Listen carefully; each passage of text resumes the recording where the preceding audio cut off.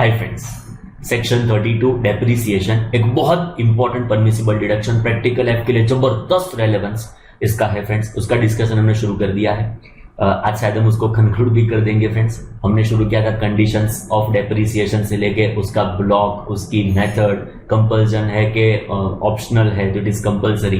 बाद में फ्रेंड्स अलग अलग डिस्कशन हमने किया in relation to additional depreciation, उसका नेगेटिव लिस्ट, बाद में 180 डेज वाला criteria, half of normal, full depreciation, बाद में पर्सनल यूज के लिए आप असेट को यूज करते हो तो डेप्री का कैलकुलेशन कैसे होगा, पावर यूनिट्स के लिए एसएलए मेथड अवेलेबल है, उसमें टर्मिनल डेप्रिसिएशन, बैलेंसिंग चार्ज, इस सारे अलग अलग प्रोविजंस का, सारे अलग अलग एस्पेक्ट्स का इन डेप्थ डिस्कशन हमने किया।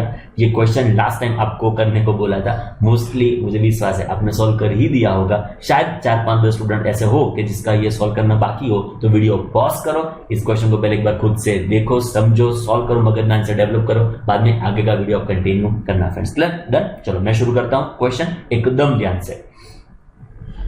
Examine critically the following cases in the context of provision contained in Income Tax Act 1961 relevant for assessment year 2021। मतलब हमारे प्रीवियस ईयर 1920 के लिए ये इंफॉर्मेशन फ्रेंड्स हमारे पास अवेलेबल है। Support the answer with relevant case law and working. Okay friends, शायद ये सीए फाइनल के लेवल को बिलोंग करता हो, बट मैंने अकॉर्डिंगली इतने प्रोविजंस इन डेप्थ डिस्कस किए हैं कि इसका आंसर आप इजीली दे पाएंगे। ऑनेस्टली बताऊं तो सीए फाइनल का क्वेश्चन है। सर इंटर में क्यों डिस्कस कर रहे हैं? बिकॉज आपकी कैपेबिलिटी सीए फाइनल को भी क्रॉस कर गई है इस कंसेप्ट के बारे में। सो एकदम ध्यान से। Mister Janak is a proprietor of messrs Yash Texnit which is engaged in garment manufacturing business. Okay, तो मिस्टर जनक का कुछ गारमेंट मैन्युफैक्चरिंग का बिजनेस है। The entire block of plant and machinery chargeable to depreciation at the rate 15% has 20 different machinery items as on 31st March 2020। तो friends उसके block plant and machinery 15% में various 20 different assets are there। Okay, one of the machineries used for packing had become obsolete and was discarded by Mr. Janak in July 2019। तो during the year 1920 उसने एक आध machine को discard कर दिया। Okay, assessee मतलब mister Janak filed its return for assessment year 2021, okay, claiming total depreciation of rupees 4040 lakhs which includes 4 lakhs being depreciation claimed on the machinery item discarded by Mr. जनक। तो friends Janak ji ने क्या किया कि 4 lakhs के ऊपर उसका depreciation भी claim कर दिया। Okay, disallowed the claim of depreciation of rupees 4 lakh during the course of scrutiny assessment, comment on the validity of the action taken by AO।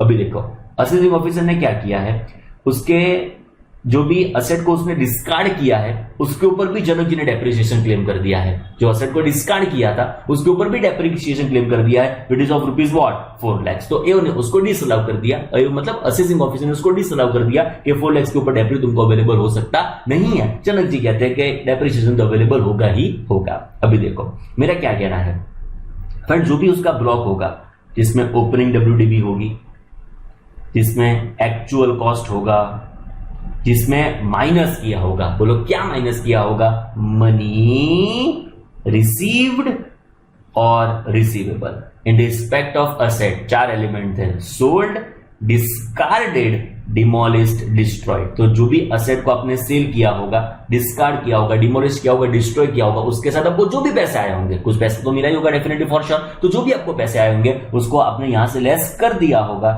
जो आपके WDB for the previous year में value आएगी ही नहीं and consequently उसके ऊपर आपको depreciation available हो सकता नहीं है। समझ गए फ्रेंड्स आप? जो भी मशीन को डिस्कार्ड किया है उसका जो भी पैसा हमारे मतलब मिस्टर जनक जी को पैसा रिसीव हुआ होगा उसको ब्लॉक में से लेस कर दिया होगा। यहां से फ्रेंड्स उसकी इंपैक्ट आ चुकी होगी, यहां से उसको लेस कर दिया होगा तो WDB में उसकी वैल्यू होगी ही नहीं, तो उसके ऊपर का डेप्रिसिएशन भी आपको अलग हो सकता नहीं है।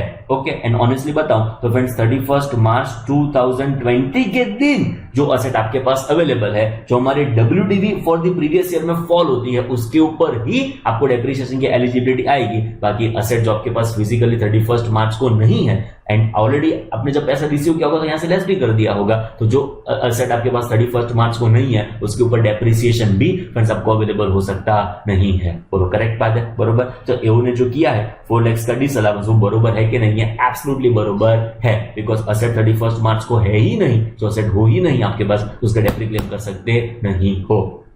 सर ऐसा नहीं होगा, आप मेरा आंसर देना। सर ऐसा नहीं होगा कि मशीन तो जुलाई में डिस्कार्ड हुआ है तो अप्रैल मई जून 3 महीने का तो डेप्री क्लेम कर दो। मैंने पहले से भी आपको बताया है कि असेट जो भी पूरे साल में आप पूरे साल में कभी भी आप असेट को सेल कर देंगे तो उस असेट के ऊपर आपको एक भी दिन का डेप्री अवेलेबल हो सकता नहीं है। जो भी वैल्यू हमारे WDV फॉर प्रीवियस ईयर में होती है ना फ्रेंड्स, उसके ऊपर आपका डेप्री अवेलेबल होगा। बाकी ड्यूरिंग द ईयर आप 31 हमने ऐसा 2 क्वेश्चन सॉल्व किया था, आपको याद हो तो हमने 31 मार्च को असेट बेच दी ना तो भी उसके ऊपर का डेप्री फ्रेंड्स आपको अवेलेबल हो सकता नहीं है। We are so sorry. बोलो क्लियर, डेप्री की एलिजिबिलिटी आपको आ सकती नहीं है। तो एओ ने जो भी किया वो एब्सोल्युटली बरोबर है, उसमें चिंता करने की जरूरत नहीं है। देन फ्रेंड्स तो डेप्री के अलग अलग एस्पेक्ट्स हमने कंसीडर किए, उसमें फ्रेंड्स अभी इसका लास्ट एस्पेक्ट है जो हम फोकस करना चाहेंगे। It is friends explanation two section 43 subsection 1। What is 43 subsection 1? It is friends actual cost जो हमारे ब्लॉक में ऐड करते हैं। It is opening WDV plus actual cost minus क्या करेंगे? मनी रिसीव्ड और receivable in respect of asset sold, discarded, demolished, destroyed. WDV for previous हमारे पास अवेलेबल होगा, उसमें से लेस करेंगे डेप्रिसिएशन एंड फाइनली प्लस हमारे पास जो भी अवेलेबल होगा वो क्या होगा? Closing WDV। बोलो क्लियर। तो ये हमारा एक्चुअल कॉस्ट है which is as per 43 subsection 1, जिसका बेसिक हमने देख लिया है कि जो मेरे पॉकेट को कॉस्ट होगी वो मेरा एक्चुअल कॉस्ट होगा। कोई भी पर्सन ने उसमें से कोई भी कंट्रीब्यूशन किया तो उतना मैं यहां से लेस कर दूंगा। एंड ये सबसे इंपॉर्टेंट जो मैंने आपको बता दिया था कि 10,000 के ऊपर जो भी आपका कैश पेमेंट होगा तो आपका ये एक्चुअल कॉस्ट कितना हो जाएगा? एब्सोल्युटली शाहरुख खान, मतलब 0। ओके, उसका explanation two section 43 subsection 1। Friends जो पेपर स्लाइट टफ आया, जो पेपर रिलेटिवली अबव एवरेज आया, तो इसमें से क्वेश्चन आपको देखने को मिलेंगे। मतलब ये एवरेज लोगों के लिए नहीं है, आप जैसे इंटेलिजेंट लोगों के लिए है। तो बरोबर इसके ऊपर फोकस करना। पेपर कैसा भी हो, पेपर मैं तो कहता हूं आपको सीए के बाद का पेपर पूछ ले तो भी आप उसको अटेंड कर सको, ऐसी प्रिपरेशन करके जाने का। ऑलवेज मैं स्टूडेंट्स को ऐसा कहता हूं, ऑलवेज मैं आपको ऐसा कहता हूं कि फ्रेंड्स देखो ये है ना वॉर है ICI के साथ, आपको फुल फ्लेज वो क्या कहते हैं कि एकदम फुल फ्लेज आपको जो भी उसका सूट आता होगा वॉर का वो पहन के जाना है। कोई भी जगह पे आपको गोली लगे तो आपके पास शेल्टर अवेलेबल होना चाहिए। यहाँ पे गोली लगी तो यहाँ पे भी शेल्टर होना चाहिए, यहाँ पे गोली लगी तो यहाँ पे भी शेल्टर होना चाहिए। जो एक टॉपिक आपने छोड़ा तो वो शेल्टर आपने रिमूव किया, जो शेल्टर रिमूव किया वहां पे गोली लगी डेथ हो सकती है फ्रेंड्स आपकी। तो अनलेस मैं ऐसा बोलूं कि ये एग्जाम के लिए इंपॉर्टेंट नहीं है, इसको आप इग्नोर कर सकते हो। आप खुद से डिसीजन मत लेना कि एग्जाम के लिए क्या इंपॉर्टेंट है, क्या इग्नोर कर सकते हो। डन, बोलो चकाचक। ओके, तो friends explanation two section 43 subsection 1 जो पेपर अबव एवरेज हुआ, थोड़ा अच्छा पेपर आया, तो इसमें से क्वेश्चन आपको डेफिनेटली देखने को मिलेंगे। क्या कहता है एग्जैक्ट एक्सप्लेनेशन? अलग अलग सिचुएशन है, अलग अलग सिनारियोज है जहां पे आपका एक्चुअल कॉस्ट क्या होगा उसको एक्सप्लेन किया गया है इस पर्टिकुलर एक्सप्लेनेशन में फ्रेंड्स। डन, उसमें से first we want to consider is friends asset used for business after it ceased to be used for scientific research। अभी देखो friends, first of all what is scientific research? Okay, इसकी section है section 35 जो आगे हम discuss करेंगे, but एक basic thought अभी आपको बता दूं फ्रेंड्स। साइंटिफिक रिसर्च क्या कहता है कि आप खुद से साइंटिफिक रिसर्च करते हो। प्लीज बरोबर ध्यान, आपका सख्त ध्यान रिक्वायर्ड। जब खुद से साइंटिफिक रिसर्च करते हो तो कंट्री को फायदा है।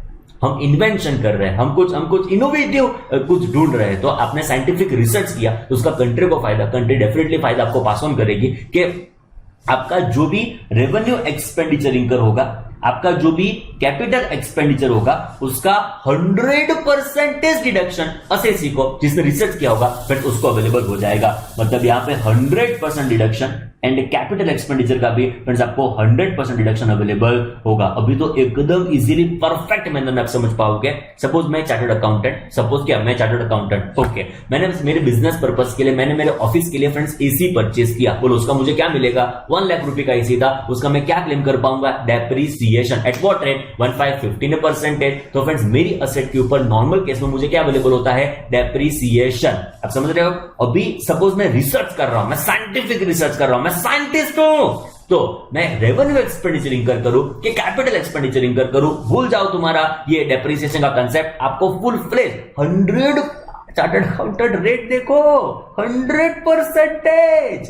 रेवेन्यू भी फुल्ली अलाउड, कैपिटल भी फुल्ली अलाउड। बोलो जबरदस्त कर दिया, चकाचक कर दिया। रेवेन्यू भी 100% डिडक्शन, कैपिटल भी आपको क्या मिलने वाला है 100% डिडक्शन। फ्रेंड्स देखो रेवेन्यू तो सबको मिलता है। आज मैं मेरे एम्प्लॉयज को सैलरी पे करूं, मैं कोई अमाउंट ऑफ रेंट पे करूं, मैं कोई एग्जाम्पल के तौर पर प्रिंटिंग स्टेशनरी एक्सपेंडिचर इंकर करूं, तो ये रेवेन्यू एक्सपेंडिचर है, वो तो मुझे भी फुल्ली अलाउड है। साइंटिफिक रिसर्च करो तो भी फुल्ली अलाउड है, उसमें कुछ बड़ी बात नहीं है। बट मेरे जैसे नॉर्मल लोग जो साइंटिफिक रिसर्च नहीं कर रहे हैं, उनको कैपिटल एक्सपेंडिचर का डेप्रिसिएशन मिलता है। मैंने प्लांट परचेस किया, मैंने मशीनरी परचेस की, मैंने लेटर से फर्नीचर परचेस किया, मैंने बिल्डिंग परचेस किया, उसके ऊपर लॉ मुझे क्या देता है डेप्रिसिएशन एज पर सेक्शन 32 जो हमने इन डेप्थ डिस्कस किया, आपको बताइए। But if you are conducting scientific research, आपको आपके कैपिटल एक्सपेंडिचर का 100% डिडक्शन फुल अवेलेबल होने वाला है। बोल पता चला चकाचक। ओके अभी क्या हुआ अब समझो। फ्रेंड्स देखो 1 लाख रुपए की मैंने असेट को परचेज किया for the purpose of scientific research. बरोबर समझना, what was my capital expenditure for this asset, it was 1 lakh रुपए। को रिसर्च के लिए मैंने लेटर से असेट को परचेज किया विच वाज रुपी 1 लाख। बोलो उसका मुझे कितना डिडक्शन अवेलेबल होगा? अभी तो सीखा 1 लाख, अभी तो सीखा फ्रेंड्स के 1 लाख का जो भी मैंने कैपिटल एक्सपेंडिचर इनकर किया उसका full deduction 1 lakh out of 1 lakh का मुझे अवेलेबल होने वाला है। तो डिडक्शन मेरा कितना होगा? यहाँ पे 1 लाख अंडर सेक्शन 35 फुल मैंने क्लेम कर दिया होगा डिडक्शन। अभी देखो क्या हुआ। Asset used for business after it ceases to be used for scientific research. मतलब जो मैंने असेट परचेज की थी for the purpose of scientific research, suppose research खत्म हो गया क्या, अदरवाइज वो असेट को मैं कन्वर्ट कर देता हूं टू माय नॉर्मल बिजनेस। मेरे दो बिजनेस हो सकता है, एक में मैं साइंटिफिक रिसर्च कर रहा हूं, एक मेरा नॉर्मल बिजनेस भी हो सकता है। तो मैंने असेट परचेज की थी for the purpose of scientific research, now I am bringing into my normal business. समझ में आया चार्टर्ड अकाउंटेंट्स? मैं जो असेट को परचेज करता हूं for the purpose of scientific research, उसको मैं लेके आ गया टू माय नॉर्मल बिजनेस। तो मेरे नॉर्मल बिजनेस में मेरा एक्चुअल कॉस्ट मेरे ब्लॉक में कितना होगा? 1 लाख की असेट थी जिसका डिडक्शन सेक्शन 35 में मैंने 1 लाख रुपए का फुल क्लेम कर दिया था। अभी वो साइंटिफिक रिसर्च वाली असेट को मैं मेरे नॉर्मल बिजनेस में ले आता हूं, तो चार्टर्ड अकाउंटेंट ये नॉर्मल बिजनेस में मुझे कितना डेप्रिसिएशन उस असेट के ऊपर अवेलेबल होगा, उस असेट के ऊपर मेरे ब्लॉक में मैं कितना एक्चुअल कॉस्ट ऐड करूंगा। पूरा ट्रांजेक्शन आपके मन में क्लियर, सिचुएशन आपके मन में क्लियर, प्रोग्रामिंग हो चुका है मगज में। ओके पढ़ो आंसर ध्यान से। Where asset is used for the purpose of business after it ceases to be used for scientific research related to that business, तो क्या होगा? Actual cost to the assessee। First एकदम लॉजिकल प्रोविजन, एकदम मगज में set आ जाए ऐसा provision. Actual cost to the assessee for depreciation purpose shall be the actual cost to the assessee। What was actual cost to me? It was 1 lakh। Actual cost to me for the asset was rupee 1 lakh। as reduced by any deduction allowed। उसका deduction मुझे कितना मिल चुका था? उसका deduction मुझे मिल चुका था 1 लाख का मतलब 1 lakh minus 1 lakh it is big what? 0। पता चला? मतलब जो मेरा एक्चुअल कॉस्ट था वो रुपी 1 लाख, उसमें से मैं कितना डिडक्शन ऑलरेडी क्लेम करके बैठा हूं रुपीज 1 लाख, तो ये मेरा एडिशन कितना होने वाला है? एब्सोल्युटली 0। लॉजिकल कैसे है?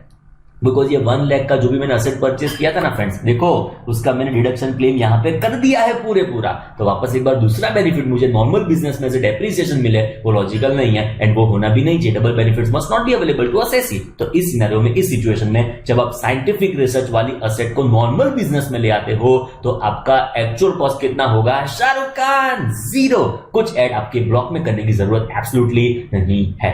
बोलो चकाचक, एकदम सिंपल था, डन। ऐसी अलग अलग सिचुएशंस में आपका एक्चुअल कॉस्ट क्या होगा, ऐसे अलग अलग केसेस में हमारा एक्चुअल कॉस्ट क्या होगा, उसको यहां पर डिस्कस करेंगे in this explanation two section 43 subsection 1। बोलो क्लियर है? सिंपल, बट बहुत सारे लोग उसको छोड़ देते हैं, कभी कभी नहीं पढ़ते हैं ध्यान से, उसको नहीं समझते हैं, बट आप उसमें से नहीं होने चाहिए। डन, चलो शुरू करता हूं मैं आगे ध्यान से।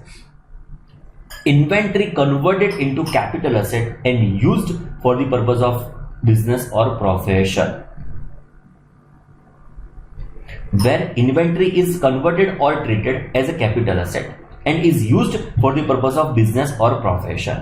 देखो फ्रेंड्स, बहुत सिंपल सा एग्जांपल, बहुत अच्छा एग्जांपल मैं आपको एक्सप्लेन करूं। फ्रेंड्स मेरा एसी का शोरूम है, तो उसका मतलब ऐसा नहीं हुआ फ्रेंड्स कि आपको जब एसी की जरूरत पड़े मुझे याद करो, आपके पापा के, आपके मम्मी के, आपके पेरेंट्स को जब भी एसी लगवाना हो उनके ऑफिस में, घर पे, तो मुझे फोन कर, ऐसा मत करना फ्रेंड्स, ओके। आपको कोई इनकम टैक्स का, जीएसटी का डाउट हो तो डेफिनेटली आप मुझे याद कर सकते हो, बट फ्रेंड्स एसी का शोरूम खाली एग्जांपल पर्पस के लिए है, रियल कोई एसी का शोरूम नहीं है फ्रेंड्स, ओके। एग्जांपल पर्पस के लिए सपोज मेरा एसी का शोरूम था। अभी समझो फ्रेंड्स क्या हुआ, मेरे एसी के शोरूम में मुझे एसी की जरूरत है। अब समझे क्या हो रहा है, मेरा एसी का शोरूम था, उसमें मुझे एसी की जरूरत है। बोलो मैं एसी कहां से परचेस करूंगा? सर सो कहां से परचेस करोगे? खुद के पास एसी पड़ा है, उसमें से इंस्टॉल कर देगा यार, बरोबर ना? जेन्युइन बात है ना, ओके।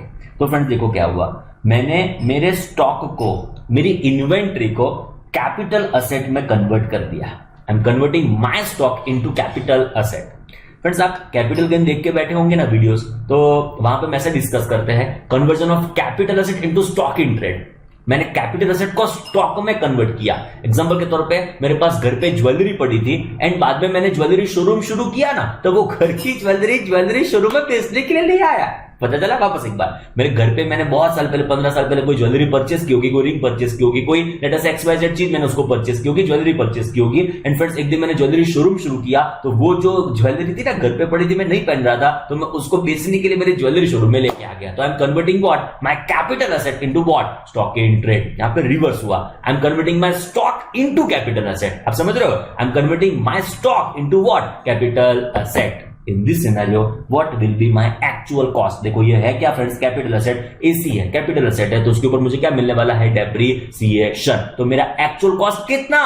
लॉ कहता है द फेयर मार्केट वैल्यू। एकदम लॉजिकल पॉइंट, एकदम मगज में फिट हो जाए। Fair market value of such inventory as on the date of its conversion into capital asset determined in the prescribed manner shall be regarded as what, actual cost of such capital asset to the assessee. This explanation 1A। ये याद ना रखो तो कुछ खास फर्क पड़ता नहीं है, कंसेप्ट्स के ऊपर फोकस करना फ्रेंड्स। डन। तो if I am converting my stock into capital asset, what is my actual cost? It is FMV on the date of conversion becomes what, my actual cost। Suppose AC का FMV जो दिन conversion हुआ उस दिन AC का FMV suppose 1 lakh रुपए होगा, तो 1 lakh will become what, my actual cost। Accordingly it will be eligible for what, depreciation under section 32। बोलो क्लियर, एकदम सिंपल। डन। चलो फर्स्ट असेट जो मैंने परचेस की थी, it was for the purpose of scientific research and मैं उसको normal business में ले आता हूं। मेरी एक्चुअल कॉस्ट कितनी? 0। शाहरुख खान, मुझे उसके ऊपर कोई डेप्री अवेलेबल होने वाला नहीं है। My stock I am converting it into what, capital asset. तो मेरा जो एफएमवी होगा as on the date of conversion, it will become what, my actual cost which will be eligible for what, depreciation. Done. बहुत अच्छा point. Gift, inheritance. Friends देखो अब समझने का ट्राई करो, बहुत इंटरेस्टिंग पॉइंट है, देखना फ्रेंड्स। देखो क्या हुआ, एग्जांपल के थ्रू समझने का ट्राई करें। फ्रेंड्स मेरा ब्लॉक है प्लांट एंड मशीनरी 15%।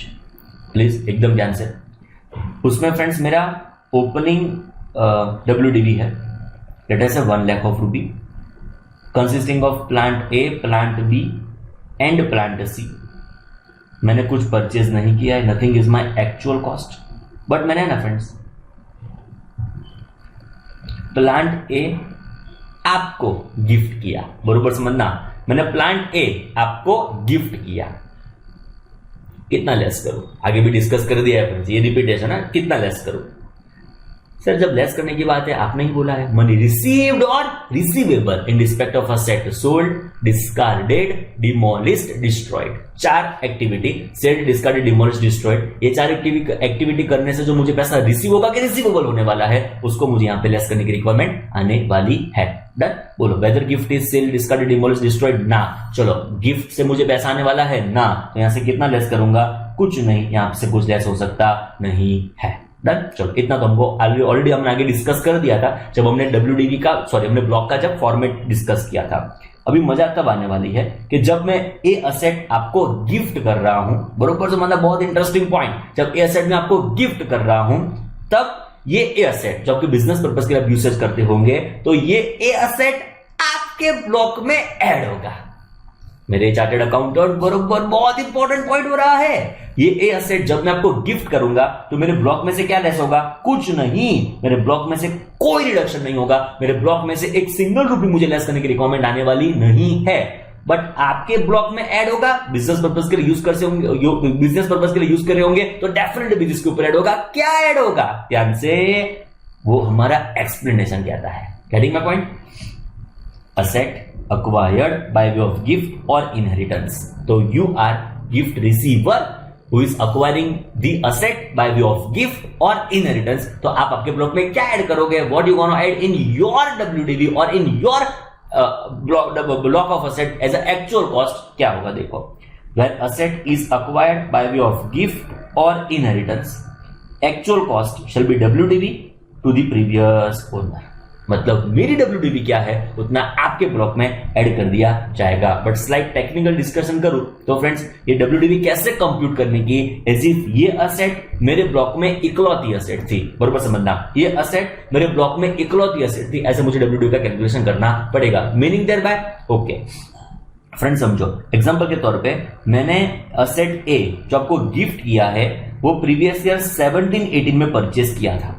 कब परचेस किया था? इसको मैंने परचेस किया था 10 दिसंबर 2017 को। कितने में परचेस किया था? इट वॉज ₹25,000, जिसमें ये असेट को मैंने परचेस किया था। जो मैंने असेट आपको गिफ्ट किया है, असेट ए और प्लांट ए, वो मैंने 1 दिसंबर 17 को 25,000 रुपीज में परचेस किया था। ओके, अभी इसकी मुझे क्या ढूंढनी होगी? WDV, which is this WDV as on 1 April 2019, because मैंने 1920 में फ्रेंड्स आपको ये असेट को गिफ्ट किया हुआ है। ओके, 1920 में असेट को आपको गिफ्ट किया तो 1 अप्रैल 19 की WDV में मतलब उसको मुझे आइडेंटिफाई करना होगा। कैसे? ये मैं आपको बताने जा रहा हूं। 25,000 मैंने असेट ए को अक्वायर किया था 10 दिसंबर 2017 को। तो फ्रेंड्स देखो, 10 दिसंबर 17 के लिए जब मैं WDV कंप्यूट करूंगा, WDV for previous year 17-18, it would be what?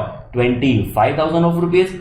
उसका डेप्रिसिएशन कितना होगा? इट वुड बी, बोलो बोलो, अब गलती करेंगे यहाँ पे, इट इज 25,000 इंटू 7.5%। सर कैसे?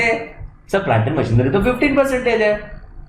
बोलो, बताऊं कि पता चल गया? It is asset acquired after Gandhi ji. So depre कितना होगा? हाँ, एक चीज समझने बैठे तब सारी चीज को समझना है। इनकम टैक्स के लिए मेरा पर्सनल मानना ऐसा है कि फ्रेंड्स, कोई भी प्रोविजन एग्जामिनेशन हो के लाइफ हो, ऐसा नहीं होगा कि आपको नहीं पता होगा, बिकॉज सारा डिस्कशन हम कर ही लेते हैं। कोई भी प्रोविजन आपको नहीं पता होगा, ऐसा नहीं होगा, डेफिनेटली 1000% की गारंटी है। तो सर कहां पे दिक्कत आ सकती है? करेक्ट पॉइंट के ऊपर उसको लिंक करना, उसको कनेक्ट करना एंड परफेक्ट आंसर देना, ये आपको ध्यान में रखना है। सर ये कैसे होगा? मैक्सिमम नंबर ऑफ क्वेश्चंस की आप प्रैक्टिस करो, मैक्सिमम MCQ सॉल्व करो, मैक्सिमम क्वेश्चंस को सॉल्व करो। सो आपका मगज अकॉर्डिंगली ट्रेन होगा कि प्रोविजन मगज में फिट हो चुके हैं, इस क्वेश्चन में प्रोविजन को कैसे इंप्लीमेंट करूं, इस क्वेश्चन में प्रोविजन को कैसे कनेक्ट करूं। तो जितने मैक्सिमम क्वेश्चंस होंगे उतने आप इजीली कोई भी प्रोविजन और कोई भी आंसर को इजीली आप कंप्यूट कर पाएंगे फ्रेंड्स। डन। सो मैं ऑलवेज ऐसा ट्राई करता हूं कि कोई भी प्रोविजन पहले बोल देता हूं, बाद में उसका एग्जांपल इमीडिएटली प्रोवाइड कर देता हूं। सो वो लिंक आप करना सीख जाओ फ्रेंड्स फास्ट। डन, चलो ट्राई करो। ये 7.5% के हिसाब से हमारे डेप्री कितना आएगा? It is friends 1875। तो फ्रेंड्स ये हो गया मेरा WDV, थोड़ा फास्ट कैलकुलेशन कर रहा हूं। It is WDV for previous year 18-19, पता चला? It is WDV for previous year 18-19, it will become what? It would B 23,125। Done. तो अभी मुझे तो पहुंचना है 18-19 का ये WDV आया, उसमें से वापस एक बार मुझे क्या लेस करना पड़ेगा? डेप्रिसिएशन। रेट कितना होगा? 15% फ्रेंड्स इसका हम करेंगे 15%। राउंडेड ऑफ फिगर में कंसीडर करूं तो इट वुड बी 3469 एंड जो मेरे पास बैलेंस अवेलेबल होगा इट इज 31 मार्च 2019 का क्या हो गया? ये closing WDV। It would be what? 23,125 minus 3469, it will be what? 19,656। वापस एक बार, इट इज 19,656। ये 31 मार्च 19 के मेरे पास वैल्यू आ गई एंड ये मेरी वैल्यू हो गई 1 अप्रैल 2019 के आपके ब्लॉक में। चार्टर्ड अकाउंटेंट, आपके ब्लॉक में जब ये असेट को मैं आपको गिफ्ट कर रहा हूं, आपके ब्लॉक में आपको ये वैल्यू ऐड करने की रिक्वायरमेंट आने वाली है। मैं प्रोविजन वापस एक बार पढ़ लेता हूं, बरोबर समझो। जब मैंने असेट को आपको गिफ्ट किया, इनहेरिटेंस में आपको असेट रिसीव होती है, तो where asset is acquired by way of gift और inheritance, its actual cost shall be written down value of the previous owner. मतलब मेरी WDV आपकी क्या बनने वाली है? Actual cost. But WDV calculate कैसे करने की? एज इफ ये असेट उस ब्लॉक में इकलौती असेट थी। ओके, बिकॉज देखो ये 1 लाख आप ऐड नहीं कर सकते, बिकॉज 1 लाख में तो 3 असेट है, असेट ए, असेट बी, असेट सी, तो तीनों असेट को मैं आपको गिफ्ट नहीं कर रहा हूं फ्रेंड्स। ओके, इतना उदार नहीं हूं। ओके, और लेटर से इतना मुझे गिफ्ट करने की आपको इच्छा नहीं है, मेरी मर्जी, मैं खाली असेट ए आपको गिफ्ट कर रहा हूं। तो असेट ए जब मैं आपको गिफ्ट करूंगा तो मेरे ब्लॉक में उसका रिडक्शन आने वाला नहीं है, मेरे ब्लॉक में उसका कोई रिडक्शन नहीं होगा, एंड आपके ब्लॉक में उसका एडिशन होगा। कितना? तो ये असेट मेरे ब्लॉक में इकलौती असेट होती तो डब्ल्यूडीवी कैसे कैलकुलेट करते हैं? आपके सामने लेस किया, 2 साल का मैंने डेप्री कंप्यूटेशन कर दिया, एंड ये जो बैलेंस मेरे पास आया इट इज 19656, उतना आपके ब्लॉक में ऐड कर दिया जाएगा, उतना आपके ब्लॉक में डेप्रिसिएशन उस चीज के ऊपर अवेलेबल होने वाला है। बोलो क्लियर? चकाचक, डन। कंक्लूजन बताओ फ्रेंड्स, एक बहुत इंपॉर्टेंट बात, कंक्लूजन बाद में बताता हूं। इससे क्या होगा पता है? एक ही असेट के ऊपर दो लोग डेप्रिसिएशन कंप्यूट कर सकते हैं। चार्टर्ड अकाउंटेंट सीए फाइनल की थोड़ी एक मिनट बात कर लो, दो लोग इस असेट के ऊपर डेप्रिसिएशन कंप्यूट कर रहे हैं। देखो, मैंने मेरे ब्लॉक में से लेस नहीं किया, मतलब मैं भी इस असेट के ऊपर डेप्री क्लेम कर रहा हूं, ये, एंड आप भी इस असेट के ऊपर डेप्रिसिएशन क्लेम कर रहे हो। कितनी गजब बात होगी, कितनी जोरदार बात होगी, आप समझ सकते हो। Both assessee, me as well as you are claiming depreciation on this single asset, asset A. बोलो क्लियर? डन। चलो आगे बढ़ रहे हैं। कंक्लूजन, जब मैं आपको गिफ्ट करूंगा, आपको कितना आपके ब्लॉक में ऐड करना है? WDV to the previous owner. But WDV कैसे प्रीवियस ओनर कंप्यूटेशन करेगा? एज इफ ये असेट उसके ब्लॉक की इकलौती असेट है। डन। चलो शुरू करें। Explanation number 1, asset acquired for the purpose of scientific research. Now research is completed, और कोई भी रीजन से आपने जो रिसर्च वाली एसेट है वो नॉर्मल बिजनेस में ले आते हो, तो एक्चुअल कॉस्ट मेरा कितना होगा? 0। शाहरुख खान, कुछ ऐड करने की जरूरत नहीं है। नंबर 2 फ्रेंड्स, जब भी आपका स्टॉक कैपिटल असेट में कन्वर्ट होगा तो आपका एक्चुअल कॉस्ट क्या होगा? स्टॉक की एफएमवी, जो दिन आपने कन्वर्ट किया उस दिन उसकी एफएमवी क्या थी, वो क्या बन जाएगी फ्रेंड्स? आपकी एक्चुअल कॉस्ट। जब आपको मैं गिफ्ट करता हूं, क्या आप किसी को गिफ्ट करेंगे, तो in this scenario, in this situation, WDV in the hands of previous owner will become what? Actual cost to the transfer, actual cost to the receiver. And ये डब्ल्यूडीवी कैसे कंप्यूट करने की? एज इफ ये asset आपकी इकलौती asset है। Done. चकाचक। चलो नेक्स्ट आएगा फ्रेंड्स, सेकंड हैंड असेट। थोड़ा इंपॉर्टेंट है, बरोबर समझना पड़ेगा फ्रेंड्स आपको।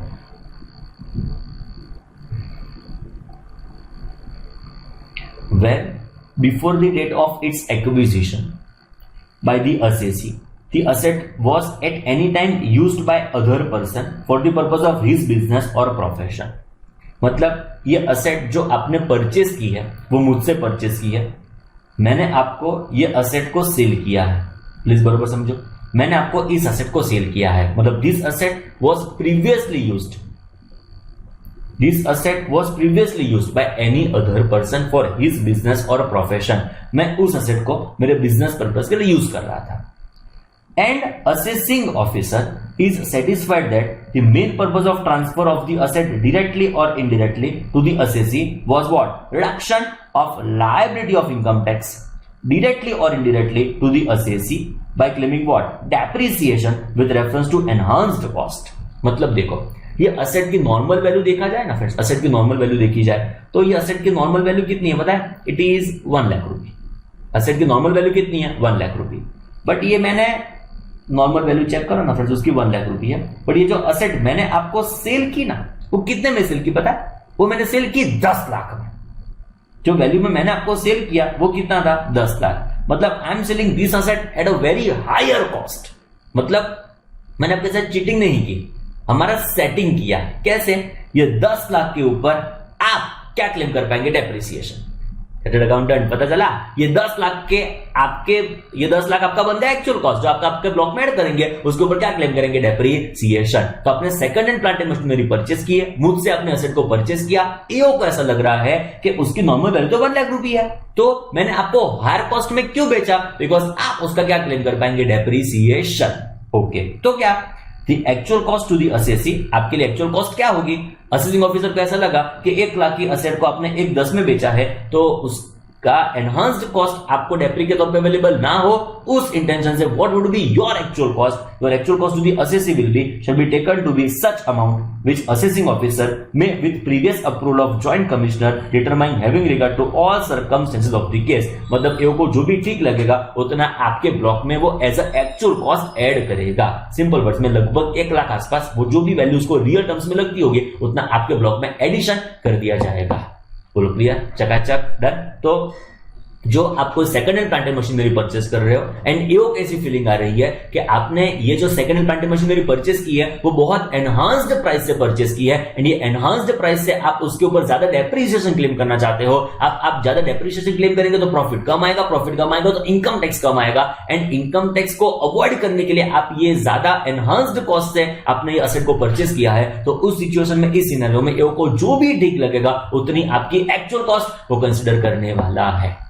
बोलो क्लियर, डन, चकाचक। चलो 4 पॉइंट बोलते जाओ। चलो फर्स्ट 1 2 3 गो। असेट साइंटिफिक रिसर्च के लिए परचेस किया था, बाद में नॉर्मल बिजनेस में ले आएंगे, एक्चुअल कॉस्ट 0 होगी। स्टॉक था उसको कैपिटल असेट में कन्वर्ट किया, जो भी एफएमवी होगी कन्वर्जन के दिन वो मेरा बन जाएगा actual cost.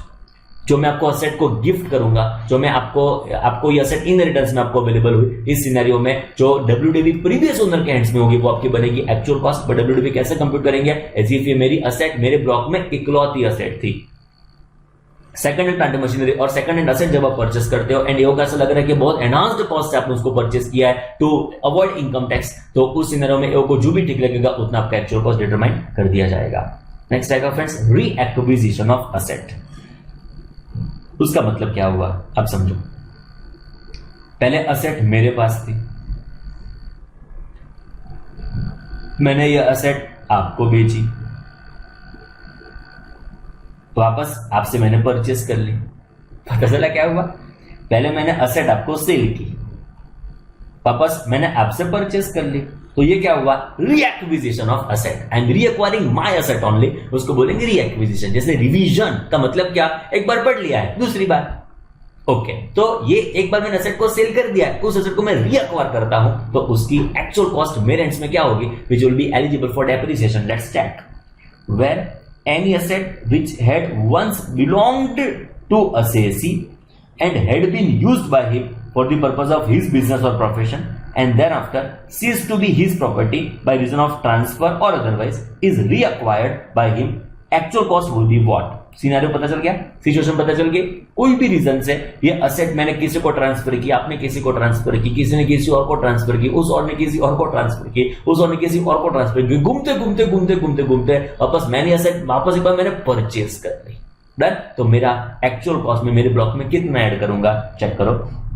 WDV eight the time of original transfer, जब मैं आपको ट्रांसफर कर रहा हूं तब उसकी WDV क्या है वो मुझे आइडेंटिफाई करना होगा। वापस एक बार WDV कैसे कंप्यूट करेंगे, एज इफ ये असेट मेरे ब्लॉक में इकलौती असेट थी, बिकॉज बहुत सारी असेट उस ब्लॉक में हो सकती है at that point of time of transfer. तो ये असेट की WDV मैं जब ट्रांसफर कर रहा हूं तब कितनी है वो, और the actual price for which I am acquiring the asset क्या करेंगे, विच एवर इज लोअर, ये मेरी क्या बनेगी फ्रेंड्स, मेरी एक्चुअल कॉस्ट। मैं रिपीट करना चाहूंगा, जब मैंने असेट आपको बेची, आपने किसी और को बेची, किसी और ने किसी और को बेची, किसी और ने किसी और को बेची, वापस एक बार मेरे पास असेट आती है, तो what is my actual cost. तो उन्होंने बोला स्मिथ देख, तब जब तूने असेट को ट्रांसफर किया था तब उसका WDV तेरे में क्या था, मैंने बोला उसका WDV 1 लाख रुपए था, एंड तू अक्वायर करता है वो कितने में अक्वायर करता है, मैं कहता हूं वो 70,000 में अक्वायर करता हूं, तो which ever is lower 70,000 will become what, my actual cost. बोलो क्लियर, डन।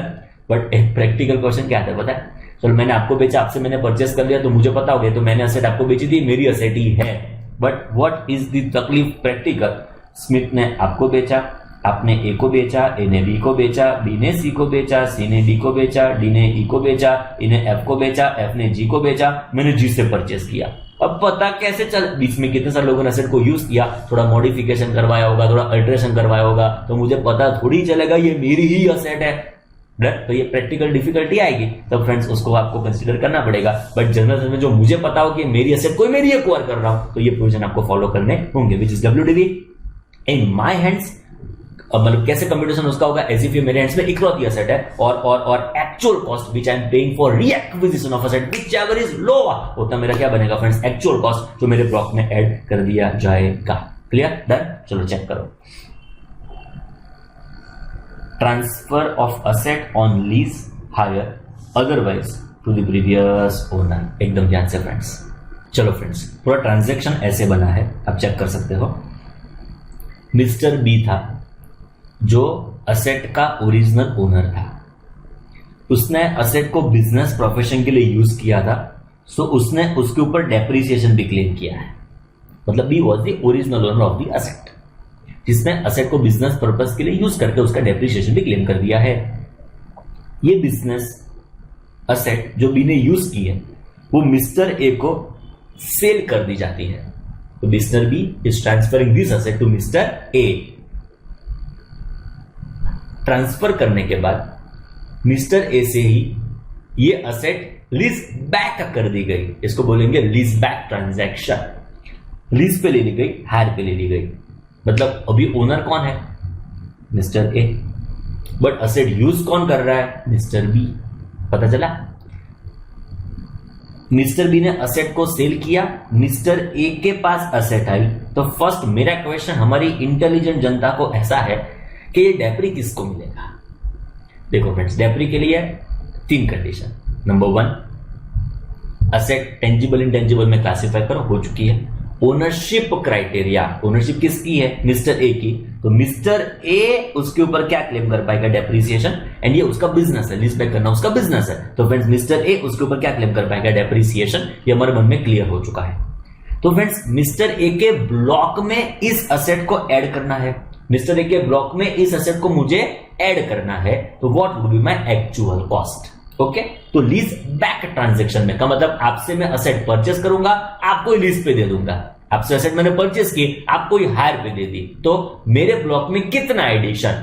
लो कहता है ध्यान से, where before the date of acquisition by the assessee से मिस्टर ए। मिस्टर ए जो असेसी है वो अक्वायर करे उसके पहले the asset were at any time used by any other person. This asset before acquisition by Mr. A, it was used by any other person. Say what? Mr. B. कौन से purpose के लिए use हो रहा था? For the purpose of his business or profession, and depreciation allowance has been claimed in respect of such asset in case of Mr. B. तो Mr. B ने उस asset को यूज किया था for his business profession, and उसके ऊपर उसने क्या क्लेम कर दिया था? Depreciation. And such person acquires on lease hire otherwise asset from Mr. A. And यही भी Mr. A से इस asset को लीज बैक करता है, हायर पे देता है, हायर पे लेता है। Then, तो क्या होगा? Actual cost of the transferred asset in case of Mr. A. Mr. A को उसके ऊपर का डेप्री मिलेगा, वो तो क्लिस्टर क्लियर हो चुका है। बट कितना actual cost? It shall be same as the WDV of the said asset at the time of transfer thereof by Mr. B. मतलब मिस्टर बी के हैंड्स में जो उसकी WDV थी वो मिस्टर ए के हैंड्स में क्या बन जाएगी? Actual cost. It is WDV। ये हमारा आंसर आने वाला है WDV in the hands of mister B. तो बी के एंड्स में जो WDV थी वो मिस्टर ए के एंड्स में क्या हो जाएगी? WDV। बट ये WDV कैसे कंप्यूट करने की? एज इफ मिस्टर बी के पास उस ब्लॉक में ये इकलौती असेट थी। जैसे हमने गिफ्ट के केस में मैंने छोटा सा एग्जांपल आपको दे दिया। मतलब उस ब्लॉक में तो बहुत अदर सारी असेट भी हो सकती है, पर वो सारा इग्नोर करते हुए आपको उसका WDV ऐसे कंप्यूट करना होगा एज इफ ये असेट उस ब्लॉक की इकलौती असेट थी। एंड अकॉर्डिंगली आपकी जो भी WDV मिस्टर बी के एंड्स में आएगी वो मिस्टर ए के एंड्स में क्या बन जाएगी? उसकी WDV। चलो क्लियर, चकाचक हो रहा है। चलो फास्ट एक बार रिकैपिचुलेशन करते जाए, आंसर को बोलते जाए। चलो फर्स्ट, असेट आपने साइंटिफिक पर्पस के लिए परचेज किया था, now you are using it for normal business. उस असेट को आपने साइंटिफिक रिसर्च से नॉर्मल बिजनेस में लिया है। एक्चुअल कॉस्ट कितनी होने वाली है? 0। आपके स्टॉक को आप कैपिटल असेट में कन्वर्ट कर रहे हो तो आपका जो भी लेटर से FMB होगा on the date of conversion वो क्या बन जाएगा? हमारा एक्चुअल कॉस्ट। नेक्स्ट होगा आपने असेट को as a gift in inheritance receive किया है तो जो WDV प्रीवियस ओनर की होगी वो क्या बन जाएगी? आपके एक्चुअल कॉस्ट। WDV कैसे कंप्यूट करेंगे? एज इफ वो आपकी इकलौती असेट थी। मुझे कैसे कंप्यूट करेंगे? एज इफ मेरी इकलौती असेट थी, बिकॉज मैं गिफ्ट गिवर हूं आपके लिए। Okay, next second hand plant और सेकंड हैंड असेट जब आप परचेस करते हो एंड लेटर से आपने उसको एनहांस्ड कॉस्ट से परचेस किया है, ऐसा एओ को लग रहा है, तो एओ को जो भी ठीक लगेगा उतना क्या बना देगा? आपका एक्चुअल कॉस्ट। नेक्स्ट होगा स्मिथ ने आपको एसेट बेचा, आपने किसी और को बेचा, किसी और ने किसी और को बेचा, मैं मेरी एसेट रीअक्वायर कर रहा हूं, तो मेरे में मतलब जो भी एक्चुअल कॉस्ट का एडिशन होगा वो कितना होगा, इट वुड बी WDV जब मैंने ओरिजिनल ट्रांसफर किया था तब, और उसका एक्चुअल प्राइस जो मैंने पे किया है for its reacquisition whichever is lower, and ये WDV मैं कैसे कंप्यूट करूंगा, एज वो मेरी इकलौती एसेट थी जब मैंने एसेट को ट्रांसफर किया था। It is lease back transaction. Mister A यहाँ पे ओनर है, तो वो मिस्टर ए अपने हैंड्स में कितना एडिशन करेगा, अपने एक्चुअल कॉस्ट में कितना मेंशन करेगा, it would B WDV in the hands of transferer which is what Mr. B। बोलो क्लियर, चकाचक। नेक्स्ट एग्जांपल है, आप खुद से एक बार डिस्कस कर सकते हो, अब एक बार ये खुद से पढ़ लेना फ्रेंड्स। ओके, मैं अभी यहाँ पे नहीं पढ़ रहा हूँ, एकदम सिंपल जो मैंने एक्सप्लेन किया उसका रिवर्स एग्जांपल है, बाकी कुछ नहीं है। यहाँ पे जो मैंने ए बोला वो यहाँ पे बी है, जहाँ पे यहाँ पे बी बोला वो यहाँ पे ए है, बाकी सब कुछ सेम टू सेम है। तो अभी पढ़ूंगा तो कंफ्यूजन होगा आपके मन में, तो इसको आप एक बार लास्ट में पढ़ लेना, हो जाएगा। डन, चलो next. Building which is previously the property of the assessee. बहुत इंटरेस्टिंग पॉइंट है फ्रेंड्स, इसको आप टिक मार्क कर दो, एग्जाम के लिए इंपॉर्टेंट। अभी देखो फ्रेंड्स, मैंने कोई पहले बिल्डिंग परचेज किया था पर्सनल यूज के लिए, मैंने कोई बिल्डिंग परचेज किया था फॉर माय पर्सनल यूज। वो बिल्डिंग को मैं मेरे बिजनेस में ले आता हूं,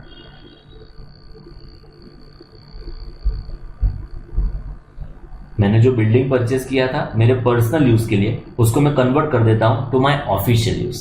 तो अभी जब मैंने पर्सनल यूज किया था और मैं यूज नहीं कर रहा था एग्जांपल के तौर पे, तो मुझे उसके ऊपर डेप्री अवेलेबल होगा, एब्सोल्युटली ना, मुझे कोई डेप्रीसिएशन तब अवेलेबल हो रहा नहीं होगा।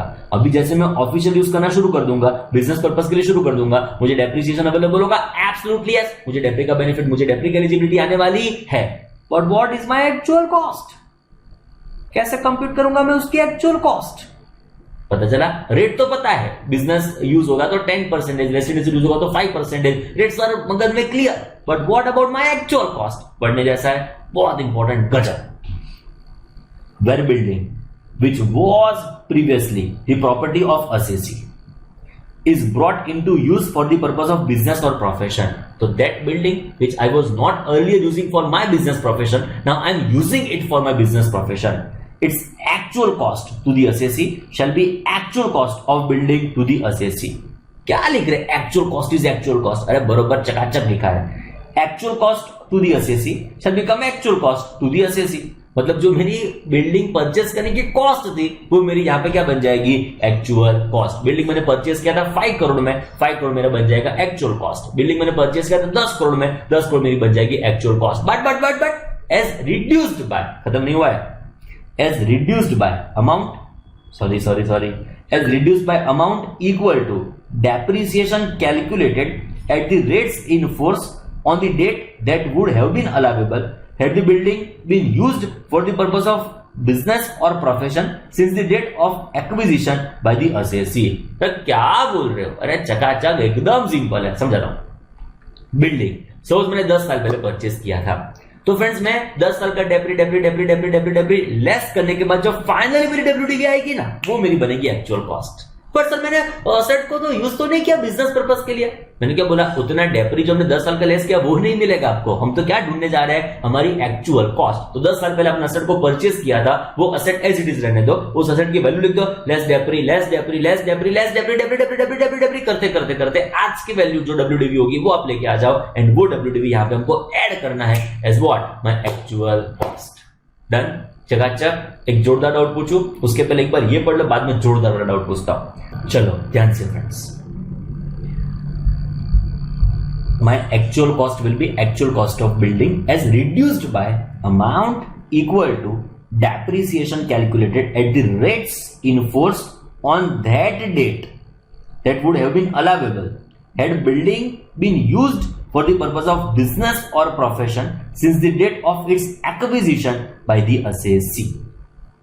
डाउट पूछो अभी फ्रेंड्स। देखो सपोज मैंने जब बिल्डिंग को परचेस किया था, प्लीज बरोबर समझो फ्रेंड्स। देखो जब मैंने बिल्डिंग को परचेस किया था तब उसका रेट ऑफ डेप्रिसिएशन, एग्जांपल के तौर पे जब मैंने बिल्डिंग को परचेस किया,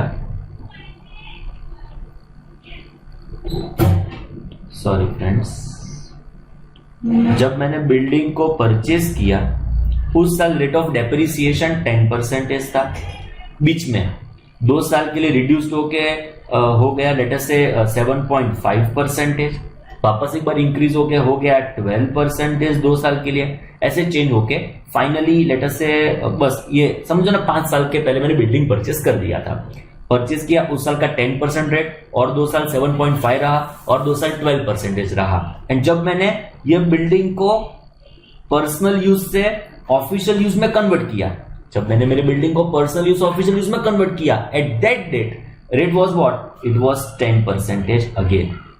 गेटिंग माय पॉइंट?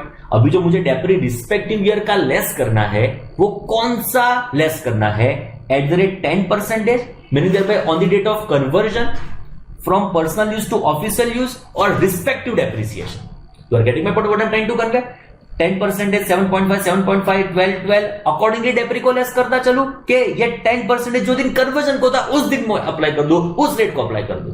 बोलो अभी इस क्वेश्चन पता चला ना फ्रेंड्स आपको? जो क्वेश्चन पता चला तो आंसर के ऊपर पता चलेगा। डन? वापस एक बार 10, 7.5, 7.5, 12 अकॉर्डिंगली लेस करूं कि 10% जो मेरे पास अवेलेबल है at the time of conversion उसको मैं कंसीडर करूं to be my rate of depre. Depre तो मुझे लेस करना है बट रेट कौन सा चेक करो ध्यान से। As reduced by, sorry friends, as reduced by amount equal to depreciation calculated at the rates in force on that date, at the rates in force on that date, अब समझ रहे हो?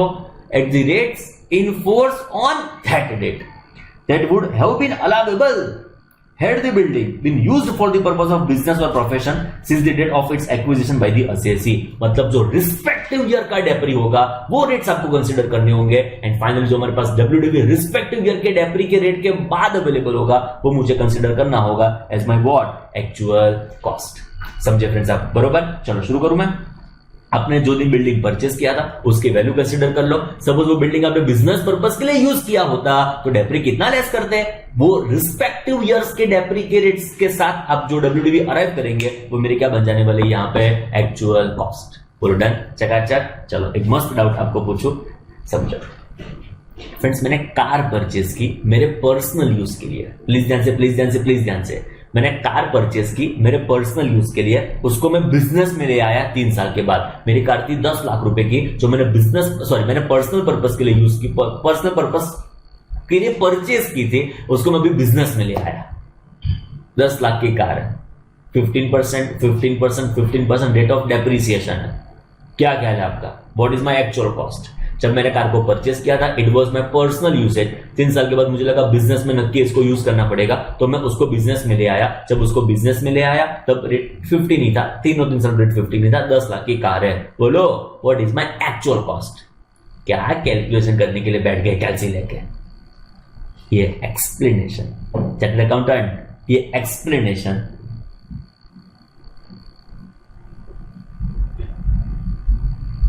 क्या कह रहा है? एक्सप्लेनेशन खाली बिल्डिंग को एप्लीकेबल है। ये एक्सप्लेनेशन खाली बिल्डिंग को एप्लीकेबल है।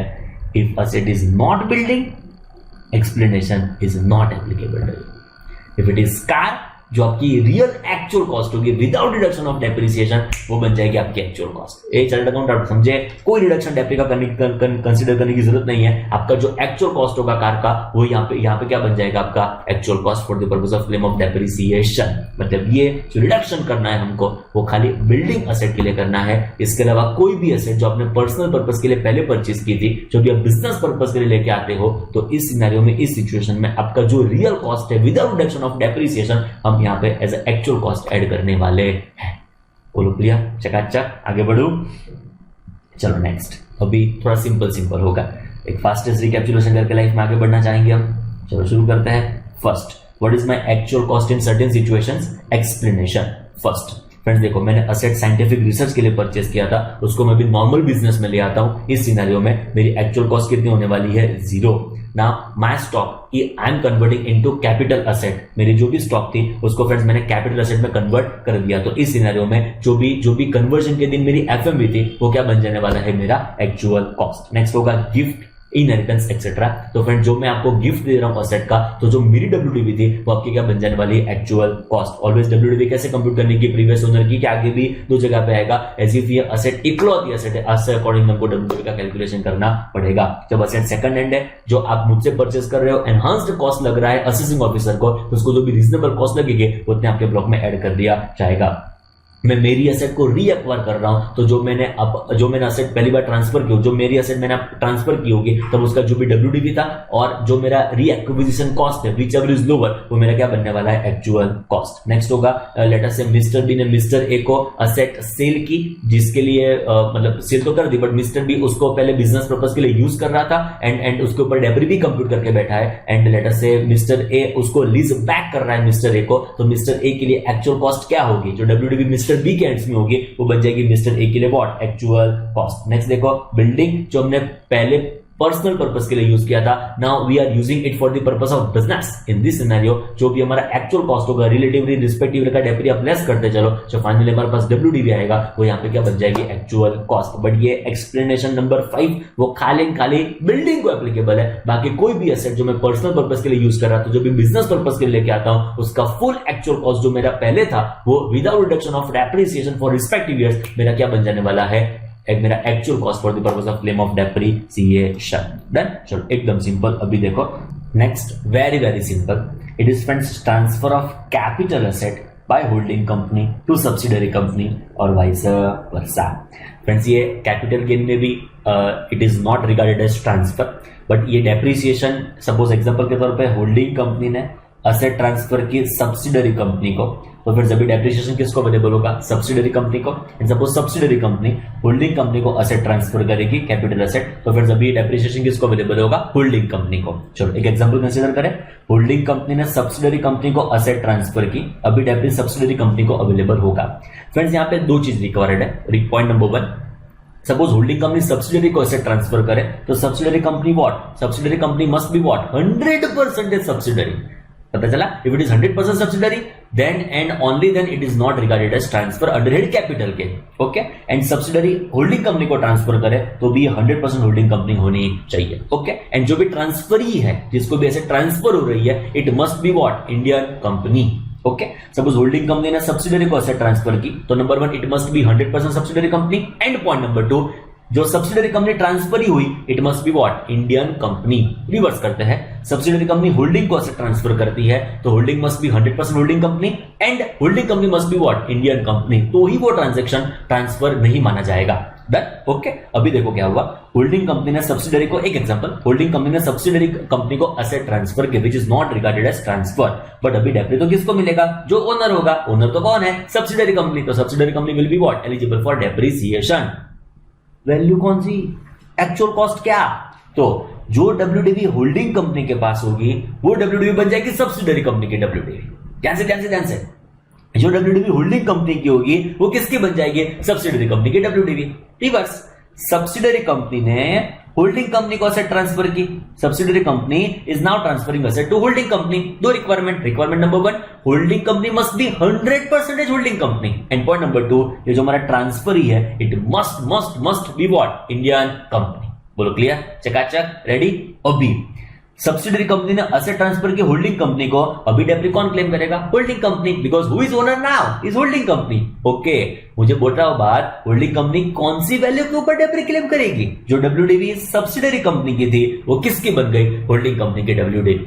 बोलो क्लियर, चकाचक, एकदम सिंपल। चलो आओ चेक करो, when any capital asset is a transfer by holding company to its, देखो wholly owned Indian subsidiary company, it is wholly owned Indian subsidiary company, मतलब सब्सिडरी तो wholly owned होनी चाहिए, plus it must be what, Indian company, और by a subsidiary company to its 100% holding company, subsidiary company transferring asset to whom, 100% holding company being Indian company, मतलब holding company must be what, Indian company। तो क्या होगा, The transaction not being regarded as transfer of capital asset, जो capital gain video देख लिया होगा तो आपको पता होगा कि transactions not regarded as transfer में ये पॉइंट कवर होता है ना। देखा तो मैंने आपको बता दिया कि होल्डिंग जब सब्सिडरी को एसेट ट्रांसफर करेगी, सब्सिडरी जब होल्डिंग कंपनी को एसेट ट्रांसफर करेगी, it is not regarded as transfer. and the actual cost of transferred capital asset to the transferee company, यहाँ पे subsidiary, यहाँ पे holding, तो what would be actual cost in the hands of transferee company? It shall be taken to be the same as it would have been if the transferor company had continued to hold the capital asset for the purpose of its own business. वो खुद से ये business continue करती and ये asset उसके पास रखती तो उसकी WDV क्या होती? वो ही बन जाएगी सब्सिडरी कंपनी की WDV. सिंपल वर्ड्स में जो इसकी WDV है वो सब्सिडरी कंपनी की WDV बन जाएगी, वो जो इसकी WDV है वो इसकी WDV बन जाएगी. बोलो क्लियर? एकदम सिंपल ये तो. चलो आगे देखो फ्रेंड्स. नेक्स्ट आएगा वापस एक बार simple. Capital asset is transferred by amalgamating a company to amalgamated company. देखो कैपिटल गेन देखा होगा तो वापस एक बार ये थोड़ा ज्यादा पता चलेगा, ना देखा हो तो अब थोड़ा ध्यान देना पड़ेगा फ्रेंड्स आपको. समझो अभी देखो क्या हुआ फ्रेंड्स. स्मिथ लिमिटेड ने गूगल लिमिटेड को टेक ओवर कर लिया. बोलो पता चला क्या हुआ? स्मिथ लिमिटेड ने गूगल को टेक ओवर कर लिया. तो फ्रेंड्स लेमन लैंग्वेज में Smith limited is acquiring company and Google limited is friends acquired company. Smith acquiring, Google acquired. Amalgamation की लैंग्वेज में this is friends amalgamated company and Google is what? अमालगमेटिंग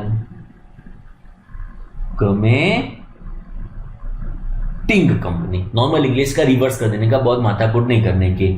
ring Ted यर्ड टिंग. तो पता चला. तो कौन किसको असेट ट्रांसफर करेगा? गूगल स्मिथ को असेट ट्रांसफर करेगा. अमालगमेटिंग कंपनी अमालगमेटेड कंपनी को असेट ट्रांसफर करेगी. अमालगमेटिंग कंपनी अमालगमेटेड कंपनी को असेट ट्रांसफर करेगी. Okay, it is also not regarded as transfer under head capital gain. तो मेरा क्वेश्चन ऐसा है, अभी ओनर कौन बन गया? Amalgamated company. हमारे एग्जांपल में इट इज स्मिथ लिमिटेड. तो वो कौन सी अमाउंट के ऊपर डेप्री क्लेम करेगा? What would be the actual cost in the hands of amalgamated company? Let's discuss. ध्यान से पहले रीडिंग पढ़ो वापस बार. Capital asset is transferred by amalgamating company to amalgamated company. अब रीडिंग पता चल गया ना? बस चेक करो. In the scheme of amalgamation if any capital asset is transferred by amalgamating company to amalgamated company, तो क्या होगा? The actual cost of transferred capital assets to the amalgamated company will be taken as the same amount as it would have been taken in the case of amalgamating company had it the continued to hold for the purpose of its own business. बोलो clear? Simple words में जो अमालगमेटिंग company की WDV होगी वो अमालगमेटेड company की WDV होने वाली है. अमालगमेटिंग कंपनी खुद से बिजनेस कंटिन्यू करती तो उसकी वैल्यू क्या होती? वही वैल्यू अमालगमेटेड कंपनी को अवेलेबल होने वाली है. सिंपल वर्ड्स में जो अमालगमेटिंग कंपनी की जो गूगल की WDV होगी वो स्मिथ के एंड्स में WDV हो जाने वाली है. ये सारे के सारे same to same provision, holding subsidiary, subsidiary holding, amalgamation, जो भी हमारे प्रेडिसर होंगे उसकी WDV किसकी बन जाएगी? सक्सेसर की. नेक्स्ट चेक करो वापस एक बार same provisions. Capital asset is transferred by demerged company to whom resulting a company. मतलब now there is demerger. You know what is demerger? वापस एक बार एक्सप्लेन कर दो, शायद आपको ना पता हो तो. फ्रेंड्स निर्मा लिमिटेड है, उसके अलग अलग बिजनेस है. कौन से बिजनेस है? निर्मा यूनिवर्सिटी है, निर्मा वॉशिंग पाउडर, निर्मा दूध सी सफेदी, निर्मा से आए रंगीन कपड़ा भी खिल खिल जाए सबकी. क्या बोल रहे हो फ्रेंड्स? चलो ध्यान से. अभी क्या हुआ देखो. ये निर्मा लिमिटेड ने क्या किया? अपने यूनिट निर्मा इलेक्ट्रिकल्स को अलग कर दिया, उसकी नई कंपनी क्रिएट कर दी गई. नई कंपनी जो बनी it is Nirma electricals limited. तो ये क्या हुआ? एग्जिस्टिंग कंपनी में से एक यूनिट का डीमर्ज होना, डीमर्जर. ओके, इसमें क्या होगा? निर्मा लिमिटेड में जो भी इसकी एसेट्स होगी वो सारी एसेट इसको ट्रांसफर कर दी जाएगी. Again it is not regarded as transfer as per capital gain. But depre अभी कौन क्लेम करेगा? जो उसका ओनर होगा. ओनर कौन है इस एसेट का? निर्मा है कि निर्मा इलेक्ट्रिकल्स लिमिटेड है? ऑब्वियसली निर्मा इलेक्ट्रिकल्स लिमिटेड है. तो एक्चुअल कॉस्ट क्या? बोलो पढ़े बिना क्या कहना है? जो इसकी WDV होगी वो क्या बन जाएगी? इस कंपनी की WDV. कौन सी बड़ी बात है? Holding subsidiary, subsidiary holding, amalgamation, demerger, provision remain same to same. जो प्रेसिडेंट मतलब जो प्रीडिसर की WDV होगी वो सक्सेसर की WDV होने वाली है। डन, चकाचक। चलो चेक करो ध्यान से। In case of demerger where any capital asset is transferred by demerged company to resulting Indian company। एक बात बतानी रहेगी फ्रेंड्स, ये जो है उसको बोलेंगे डीमर्ज्ड कंपनी, जिसमें से डीमर्जर हुआ है, एंड जो नई कंपनी इमर्ज हुई है उसको बोलेंगे रिजल्टिंग कंपनी। जो कंपनी से असेट जा रही है उसको बोलेंगे डीमर्ज्ड कंपनी, जिस कंपनी को असेट आ रही है और जो नई कंपनी एग्जिस्टेंस में उसको बोलेंगे रिजल्टिंग कंपनी। अब जो प्रोविजन चेक करो ध्यान से। In case of demerger where capital asset is transferred by demerged company to resulting Indian company, तो transfer of asset is by demerged company to resulting company. The actual cost of transferred asset to the resulting company shall be taken to be same as it would have been if the demerged company had continued to hold the business। Clear, एकदम simple. जो ये Nirma limited उस assets के साथ business करती तो उसकी value क्या होती, सिमिलरली निर्मा लिमिटेड की वो WDV बनने वाली है, मतलब it would B same. However actual cost shall not exceed the WDV of the asset in the hands of demerged company। obviously friends, जो demerged company के पास WDV होगी उससे ज्यादा जो रिजल्टिंग कंपनी के पास WDV है वो होनी चाहिए। नहीं, लॉजिकल है। सिंपल वर्ड्स में ये जो WDV इसके पास होती वही बन जाने वाली है इसकी WDV। एकदम सिंपल है। चार कंसेप्ट्स एक साथ, holding subsidiary, subsidiary holding, amalgamation, demerger. जो प्रीडिसर की WDV होगी वो सक्सेसर की WDV होने वाली है। डन। चलो अभी कुछ वापस एक बार इंपॉर्टेंट शुरू हुआ। 4 पॉइंट टाइम पास थे, कुछ खास नहीं था, ये इंपॉर्टेंट ध्यान से। अभी देखो फ्रेंड्स क्या हुआ। कैपिटलाइजेशन ऑफ इंटरेस्ट पेड और payable in connection with acquisition of what, capital asset. अभी देखो फ्रेंड्स, अकाउंट्स का कंसेप्ट है। फ्रेंड्स मैंने आज लोन ली कैपिटल असेट अक्वायर करने के लिए, परचेज करने के लिए। लेट अस से 1 अप्रैल 2019 को मैंने लोन लिया, बट वो लोन से मैंने असेट को अक्वायर कब किया? लेट अस से 10 जून 2019 को मैंने असेट को परचेज किया। It is purchase of capital asset. इस दिन को मैंने परचेज किया 10 जून 2019 को। ओके, तो फ्रेंड्स मेरे पास 2 इंटरेस्ट होंगे। एक इंटरेस्ट इस पीरियड का होगा, एक इंटरेस्ट आगे के पीरियड का होगा। तो वन इज लेट अस से interest which I have paid before acquisition of capital asset, and second होगा interest I am making payment after acquisition of capital asset। One is pre-acquisition interest, second is post-acquisition interest। Accounts का concept है। बोलो ये pre interest है, उसका क्या करेंगे? उसको फ्रेंड्स कैपिटल एक्सपेंडिचर में और कैपिटल असेट की वैल्यू में ऐड कर देंगे। आप समझ रहे हो? कैपिटल असेट की वैल्यू में ऐड कर देंगे। सपोज मैंने असेट को परचेज किया है 1 लाख रुपए में, एंड सपोज ये प्री इंटरेस्ट मेरा लेटेस्ट एग्जांपल के तौर पे 5000 रुपीज का है, मेरा पोस्ट इंटरेस्ट एग्जांपल के तौर पे लेटेस्ट से 8000 रुपीज का है। तो फ्रेंड्स मेरी वैल्यू जो असेट की बनेगी ना, जिसके ऊपर मैं डेप्रिसिएशन क्लेम करने जा रहा हूं, मेरी पोस्ट इंटरेस्ट 8000 का है, मेरा असेट की वैल्यू 1 लाख रुपए का है। तो फ्रेंड्स मेरी एक्चुअल कॉस्ट क्या बनेगी जिसके ऊपर मैं डेप्री क्लेम करने जा रहा हूं? जो मेरा सेक्शन 32 का डेप्रिसिएशन होगा वो कौन सी वैल्यू के ऊपर अवेलेबल होगा? 1 lakh, option number 1। Option number 2 1 lakh 5000, option number 3 1 lakh 8000, option number 3 1 lakh 14000। पता चला? तो कौन सी मेरी वैल्यू होगी? तो कहता है ये आपके इंटरेस्ट को ऐड करना होगा टू योर एक्चुअल कॉस्ट। मेरी फाइनली वैल्यू जिसके ऊपर मैं डेप्री क्लेम कर पाऊंगा वो कितनी होगी? 1,05,000 ऑफ रुपीज। ये मेरा रेवेन्यू एक्सपेंडिचर है जो मुझे फुल्ली अलाउ होगा अंडर हेड PGBP। चेक करो friends. Certain taxpayers have, with a view to obtain more tax benefits and reduce the tax outflow, resorted to method of capitalizing interest paid or payable in connection with acquisition of capital asset to the period after such asset is first put to use। तो ऐसा नहीं होगा friends, ये कुछ incomplete लग रहा है मुझे। आप इतना समझ लो फ्रेंड्स, देखो कि मेरा इंटरेस्ट होगा वो प्री एक्विजिशन पीरियड के लिए होगा,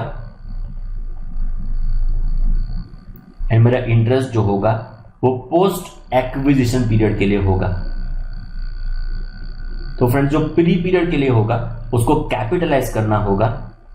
इसके ऊपर आप क्या क्लेम कर पाएंगे? डेप्रिसिएशन, वो तो मेरे एक्चुअल कॉस्ट प्लस हो जाएगा, एंड ये मेरा क्या हो जाएगा फ्रेंड्स? रेवेन्यू एक्सपेंडिचर, इसको पढ़ना मत, कुछ एरनियस है फ्रेंड्स, ये अननेसेसरीली तकलीफ करेगा आपके मन को। ओके, तो इंटरेस्ट प्री पीरियड के लिए जो मैंने एग्जांपल के साथ आपको एक्सप्लेन कर दिया, 5000 मेरे एक्चुअल कॉस्ट में ऐड कर दो, 1,05,000 will be eligible for depreciation and जो 8000 है वो मेरा रेवेन्यू बिजनेस एक्सपेंडिचर अलाउेबल हो जाएगा। देन चलो नेक्स्ट स्टेप करो। फिर जो जीएसटी में भी आता है ये पॉइंट, पहले एग्जांपल समझ लो। मेरी कैपिटल एसेट है फ्रेंड्स, जो मैंने 1 लाख रुपए में परचेज की है, उसके साथ मैंने जीएसटी पे किया है 18,000 रुपीज का।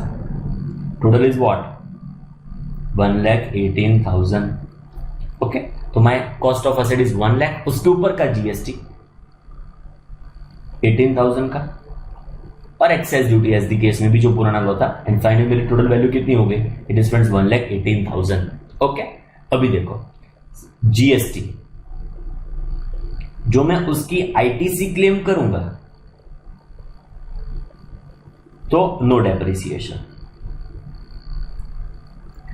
बहुत लोग यहां पे कंफ्यूज कर होते हैं, सर आईटीसी 18,000 की मैंने क्लेम कर दी, आईटीसी इनपुट टैक्स क्रेडिट, जो मैंने 18,000 रुपीज की क्लेम करी तो मुझे डेप्री अवेलेबल नहीं होगा। पर लोग यहां पे कंफ्यूज क्या होता है कि डेप्री 118 के ऊपर अवेलेबल ही नहीं होगा। अरे ना मेरे चार्टर्ड अकाउंटेंट, ये देखो 1 लाख के ऊपर तो डेप्री ऑलवेज ऑलवेज ऑलवेज अवेलेबल होने ही वाला है। रिपीट करना चाहूंगा, 1 लाख के ऊपर depreciation always always always available होने ही वाला है। जो क्वेश्चन है वो जीएसटी कंपोनेंट का क्वेश्चन है, विच इज 18,000। ये 18 का मुझे डेप्री अवेलेबल होगा कि अवेलेबल नहीं होगा? ओके, तो फ्रेंड्स जीएसटी कंपोनेंट की जो मैं आईटीसी क्लेम कर दूंगा तो no depre on GST component, on GST amount. आप समझे, 1 लाख के ऊपर तो डेप्री कोई भी केस में मिलने ही वाला है फॉर श्योर, बिजनेस पर्पस के एसेट को यूज करना है तो। आप समझे, क्वेश्चन कब है, जीएसटी कंपोनेंट के ऊपर हमारा डेप्री अवेलेबल होगा कि नहीं होगा। तो जीएसटी में आईटीसी जो मैंने क्लेम कर दी होगी, it would be no depreciation on GST amount. Friends otherwise, मतलब मैंने आईटीसी नहीं क्लेम की, आईटीसी इफ नॉट क्लेम, तो फ्रेंड्स मुझे डेप्रिसिएशन डेफिनेटली अवेलेबल होने वाला है। बट वापस एक बार, ऑन जीएसटी कंपोनेंट 1 लाख के ऊपर तो डेप्री डेफिनेटली बिजनेस के ऊपर आपको ऑलवेज अवेलेबल होगा। समझ रहे फ्रेंड्स, एकदम चकाचक। चेक करो, where asset is or has to be acquired by assessee, the actual cost of asset shall be reduced by amount of duty of excise or additional duty leviable under section 3 of custom tariff act, in respect of which a claim credit, बहुत important, in respect of which a claim of credit has been made and allowed under Central Excise Rules 1944. Same goes with GST also. पहले excise custom की बात हो रही थी, custom तो अभी भी है ही friends, but excise now it is no more.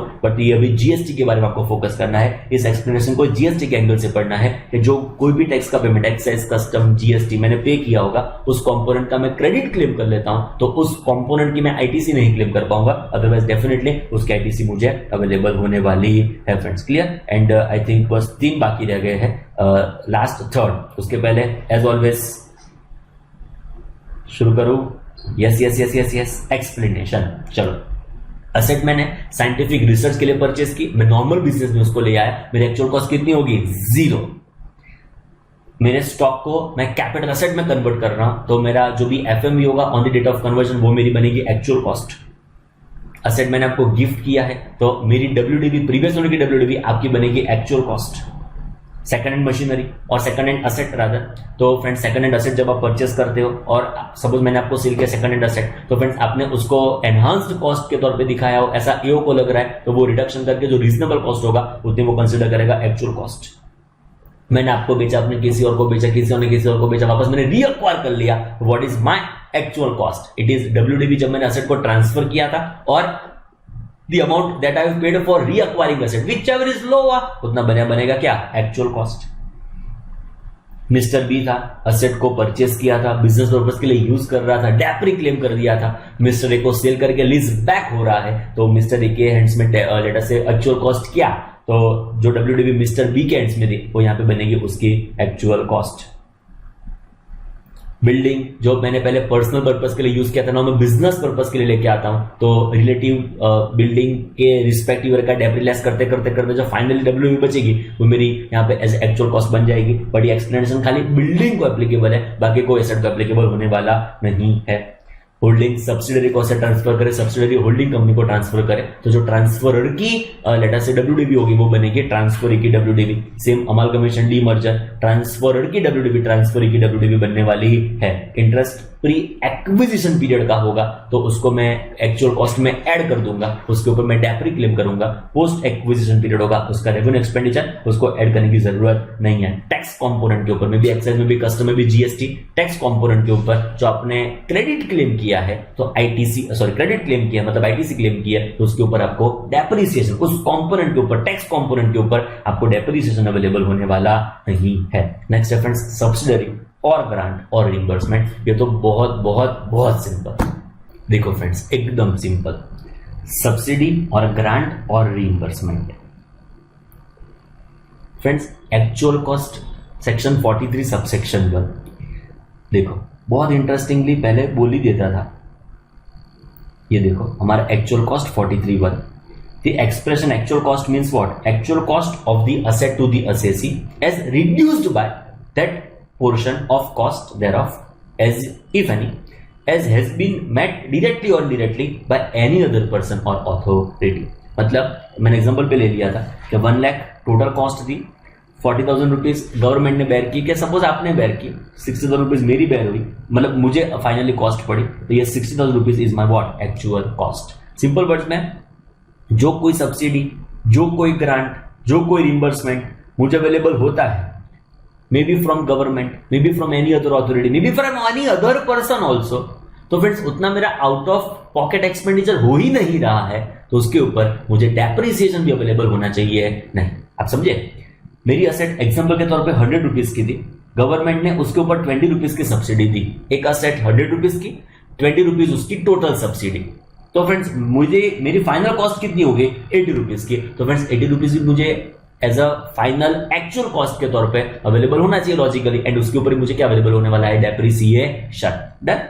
First example एकदम सिंपल, 100 रुपए की असेट थी, उसके ऊपर गवर्नमेंट ने 20 रुपीज का क्या प्रोवाइड किया था, सब्सिडी, ग्रांट के रिइंबर्समेंट के कोई अदर पर्सन ने, के कोई अथॉरिटी ने मुझे प्रोवाइड किया था सब्सिडी, ग्रांट के रिइंबर्समेंट। तो फ्रेंड्स 20 रुपीज को मैं लेस करूंगा, तो फ्रेंड्स मेरे पास बैलेंस अवेलेबल होगा, उसके ऊपर 80 रुपीज के ऊपर मैं क्या क्लेम कर पाऊंगा, डेप्रिसिएशन।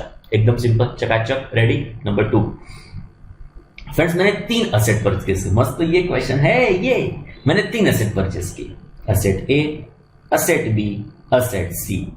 100 रुपीज की है, 200 रुपीज की है, 300 रुपीज की है।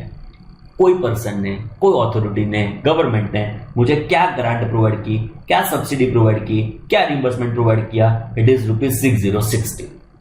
पर सर कौन सी असेट की, वो तीन असेट की टोटल ग्रांट समझ लो ना 60 रुपीज हो गई। तो अभी इसको मैं कैसे डिवाइड करूं, एकदम लॉजिकल कॉस्टिंग है फ्रेंड्स।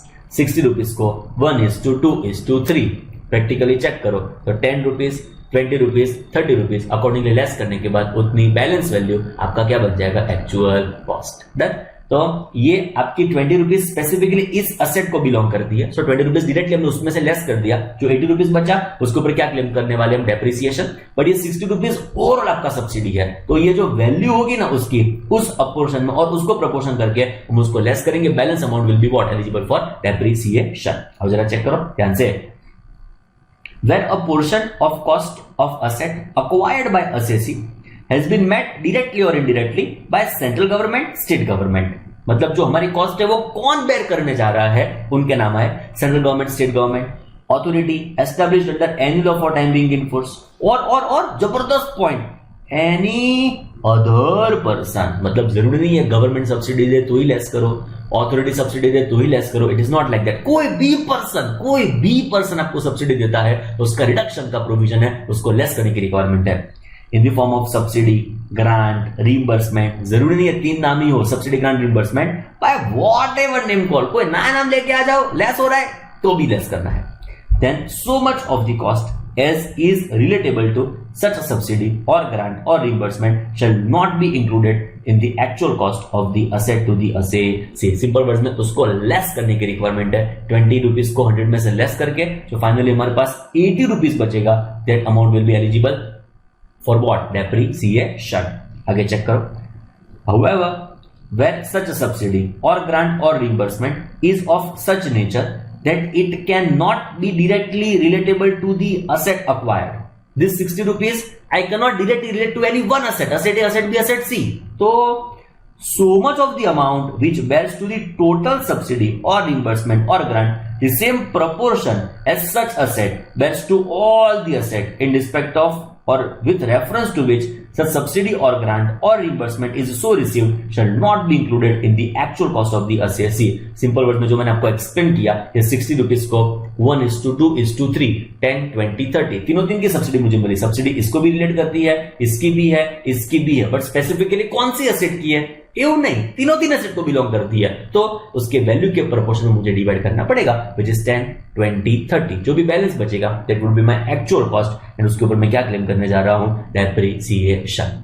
बोलो डन फ्रेंड्स, एकदम चकाचक डन. सेकंड लास्ट एकदम ध्यान से, asset is acquired outside India. बाप रे बाप, असेट आउटसाइड इंडिया एक्वायर की है by assessee being a non-resident and such asset is brought by him to India and वो asset इंडिया में लेके आ रहा है.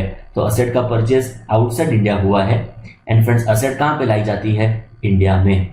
तो उस सिचुएशन में, इस सिनेरियो में what is my actual cost? Let's discuss.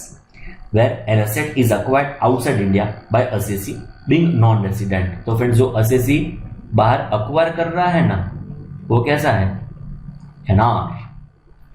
And such asset is brought by him to India and used for the purpose of his business or profession. India वो asset लाके क्या कर रहा है, उस asset को इंडिया में बिजनेस पर्पस के लिए यूज कर रहा है.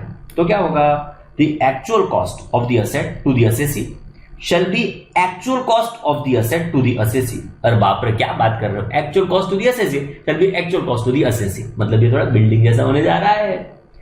As reduced by amount equal to amount of depreciation calculated at the rate in force that would have been allowable had the asset been used in India for the said purpose since the date of its acquisition by the assessee. Simple words में वो asset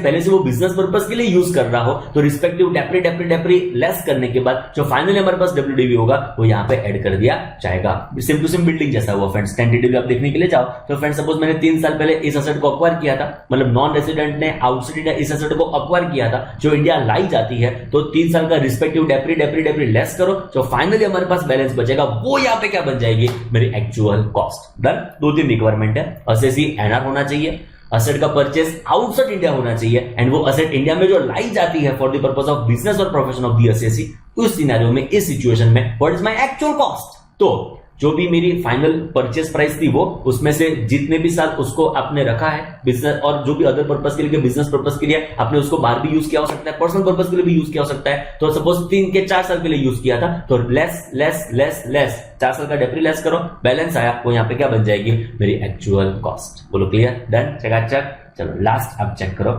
बहुत simple. Capital asset on which deduction is allowable under section 35AD. What is 35AD? Discuss करना बाकी है, चिंता ना करो, in depth हम डिस्कस करेंगे सेक्शन 35AD. जो पापा से मैं बता दूं, साइंटिफिक रिसर्च में क्या था, जो मैं ओन रिसर्च कर रहा हूं तो मेरा revenue expenditure fully allowable, capital expenditure भी फुल्ली अलाउेबल. 35AD उसका वही बंद है, जो भी आप कैपिटल एक्सपेंडिचर इंकर करोगे, जो भी आपने कैपिटल एक्सपेंडिचर इंकर किया उसका फुल डिडक्शन, मतलब अब देखो तो 100% डिडक्शन उसका आप क्लेम कर पाएंगे. It is allowed 100% deduction. अभी देखो फ्रेंड्स, लॉजिकल एकदम, 1 लाख की असेट आपने परचेस की है जिसका 100% डिडक्शन आप 35AD में क्लेम करके बैठे हो, तो क्या डेप्रिसिएशन फुल तो मिल गया आपको, पता चला फुल डेप्री, अरे फुल डिडक्शन आपको मिल चुका है 100%. तो फ्रेंड्स डेप्री आपको अदा हो सकता नहीं है. Explanation 13 provides that actual cost of any capital asset on which deduction has been allowed or allowable to assessee under section 35AD shall be what? Nil.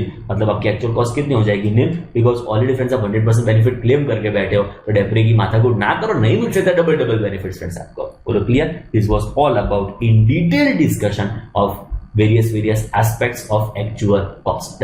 ये थोड़ा जो लास्ट हमारा एक्सप्लेनेशन था, थोड़ा पेपर टफ होगा, मैंने पहले भी आपको बताया, तो ये प्रोजेक्ट्स आपको देखने को एग्जामिनेशन में मिलेंगे फ्रेंड्स. क्लियर. तो इन टोटल हमारा डेप्रिसिएशन पूरा इन डेप्थ हमने खत्म कर दिया फ्रेंड्स. ओके, आगे परमिसिबल डिडक्शन कौन से होंगे, वहां से हमारी जर्नी सब्सिक्वेंट सेशन में शुरू करेंगे. Thank you so much friends.